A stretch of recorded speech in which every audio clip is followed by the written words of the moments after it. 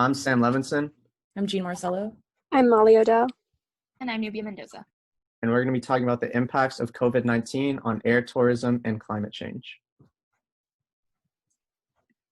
So tourism plays a big part in the success of many economies around the world. It boosts revenues of economies, it creates jobs, and it develops infrastructures. Additionally, it creates a sense of cultural exchange between foreigners and citizens. Since the start of the COVID-19 pandemic, airlines have put forth new practices that are more tedious and showcases years of innovations in months, and these will eventually become permanent. These practices include transitions to touchless technology, such as facial recognition, iris scanning biometrics, and increased uses of mobile devices. Additionally, they'll be starting to schedule security times and sterilizations of luggages and people using fogging and UV light. The Hong Kong International Airport have begun testing for full-body disinfection booths that disinfects head to toes in 40 seconds.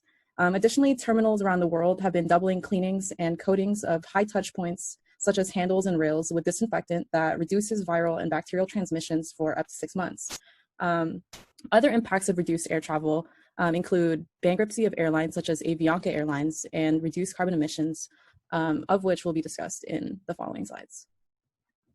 So I'm going to talk about aircraft emissions and the fact that because of this pandemic, there have been less flights. So flying once generates more carbon emissions than some people generate in an entire year, which is an insane statistic to think about.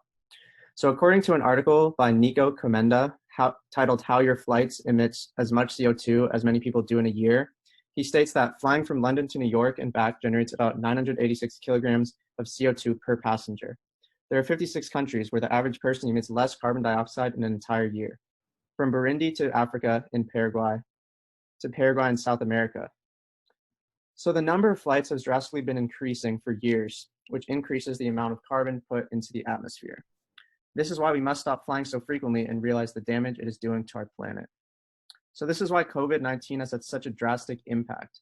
As you can see on the right, there's a graph that shows the number of flights in millions that have been taken every single year from 2004 all the way to predictions in 2020.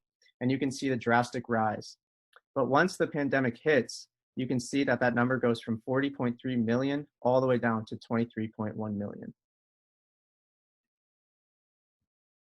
So this decrease in emissions is obviously great news, but any environmental impacts will likely have to be seen in the long term, and they will have to be sustained beyond COVID-19 as far as individual flight behavior goes. We know that to keep global warming under 2 degrees Celsius, we need to see reductions of 40 to 70% in our carbon emissions up to 2050.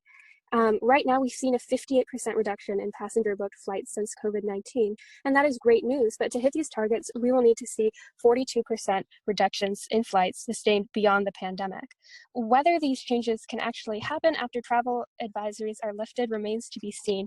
We know that more permanent fixtures like teleconferencing and also likely the recession will have long-term effects on air travel.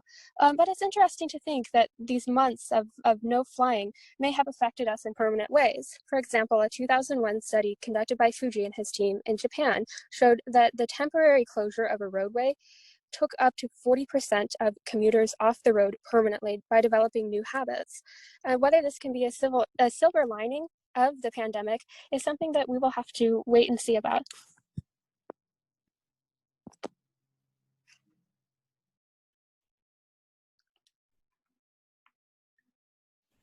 Although the air travel was positively impacted by COVID-19, there were some negative outcomes, such as airlines becoming bankrupt or shutting down. Airlines such as Avianca, one of Latin America's largest and oldest airlines, filed bankruptcy in May. Another airline, Compass Airlines, shut down in April. And also, Trans-State Airlines shut down April 1st. This decline in air travel led to the airline businesses and other businesses facing an economic downturn because of the fear of the pandemic. With people staying at home and not traveling for leisure or work-related activities, airlines have seen less passengers, which totals to about a loss of $300 to $400 billion. The informatics illustrated by the ICAO go into further detail on these impacts in the airline industry. Lastly, due to the pandemic, the years of recovery are to come. With an economic downturn, it will take years for airlines to recover, since they will be in debt and face unemployment for many. So in summary, we have many unanticipated side effects in flying due to this pandemic. We have some positive environmental impacts, but also some negative economic consequences. Here are our sources. Thank you so much for watching and stay safe.